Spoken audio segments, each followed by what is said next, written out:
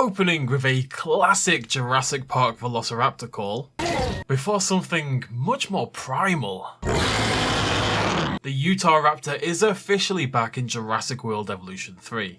Thank God. One of the best, in fact, in my opinion, the very best dinosaur in Jurassic World Evolution 2 is returning for the sequel, and I stand by that. This is my ranking when Utahraptor got added to the game, along with the rest of the Cretaceous Predator pack. This beautiful, fully feathered Dromaeosaurid is unique in the roster, incredibly well made, well sound designed, well animated, the lot of it. Let's take a look at it in Jurassic World Evolution 3. Now, unfortunately, we do get less information this time around about genetics and stuff, and we don't get to see that sexual dimorphism switch in the hatchery. I would love to see that come back next time. That was really good for the Lokiceratops. But we do get the return of the goat, so that's something, huzzah! Unfortunately, the goat is still wrong, because it lacks the black spots that the Jurassic Park version has. I'm a little surprised that's never been fixed, but there's still time. Hashtag goat justice. Anyway, nitpicking. The Utahraptor launches an attack with dramatic slow motion flair, really nicely filmed there, and we see the same kill animation as we saw in Evolution 2, with it rolling onto its back and kicking, clawing upwards.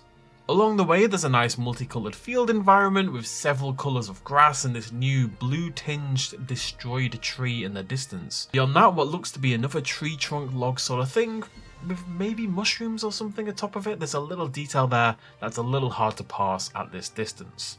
A better look at the juveniles follows, and we're going to talk more about their design in a little bit when we get an even better view, but I really like the social animation with the parent here, almost like it's attempting a sneak attack on its parent before flailing to the ground. It's kind of still figuring out how its body works and how to control itself properly. Then it realises its mistake and it dashes off into the wilderness. It doesn't want to annoy its parents too much. The next scene gives us a glimpse at the sexual dimorphism we were missing earlier.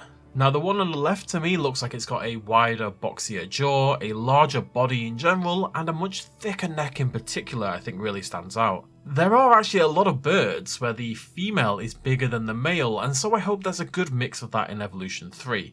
And given that extant raptors in particular tend to have larger females, your hawks, your eagles, I think that means Utahraptor in particular would be a really good dinosaur to emphasise that quality. Whilst the one on the right is unpatterned, you can see these thick stripes along the body of the one on the left, along with the coloured tips on the wings, the tail fan and the feather crest, as though it's in like an early 2000s boy band. Most of that stuff is a repeat, but the thicker striping is actually the new pattern. And if we dial back a scene, you can see that this Utahraptor has much thinner, scratchier markings, along with the reduced neck and skull size. This pattern here is the same as the Evolution 2 variant, so the new pattern for Utahraptor, male or female, whichever it is basically thicker and fewer stripes.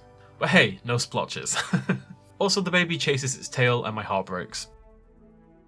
Speaking of which, our best look at the juveniles is the next scene with their shortened heads and slightly reduced head feathering and that new spotted patterning. I'd have loved a little stronger distinction here for the juvenile model, particularly in the feathering, which I think should suit a slightly fluffier, downier appearance, though one that's beginning to fade given their age. I like the much shortened wings and tail fan though, and the adjusted snout shape and those big eyes as we see on all the juvenile creatures. There's also a nice detail wherein at the start of their play fighting animation, the feathers on the crest are raised up in this aggressive positioning, before it drops back against their skull afterwards. The animation with the one on the left beginning to threaten, only to be spooked back by the other's onrushing charge is also great. And I really like seeing this head down, charging and then jump attack behaviour being experimented with by the juveniles, because we know that's going to be fundamental to how their parents hunt. It feels like they're actually practicing the behaviours that are going to be useful later in their life. Also, look how big this rock is.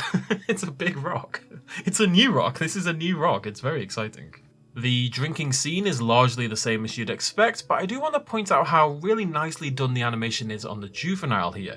Instead of simply copying over the parent's animation, it's got this adorable, custom, speedy little animation as it just frantically laps up the water. You can see the parent looks up, looks around a little bit, shakes off the water droplets. But the juvenile doesn't care. It just needs a bevy, you know? All told, the Utahraptor really does look largely the same as before.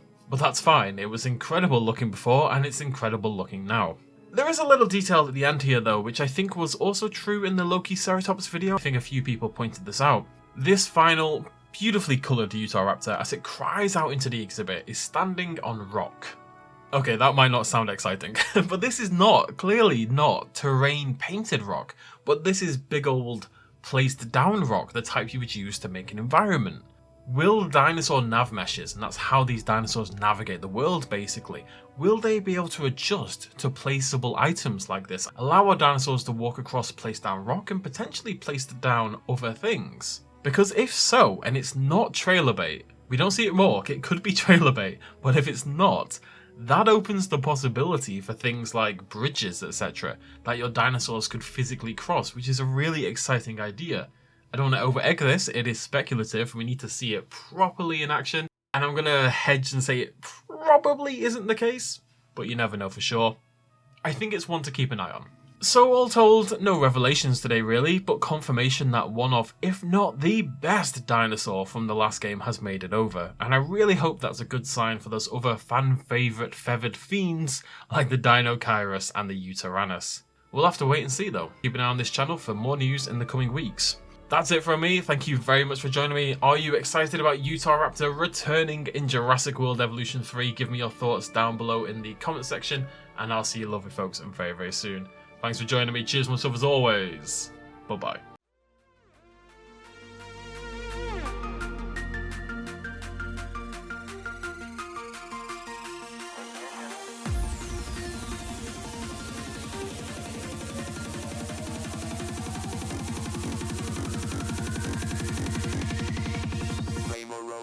Road.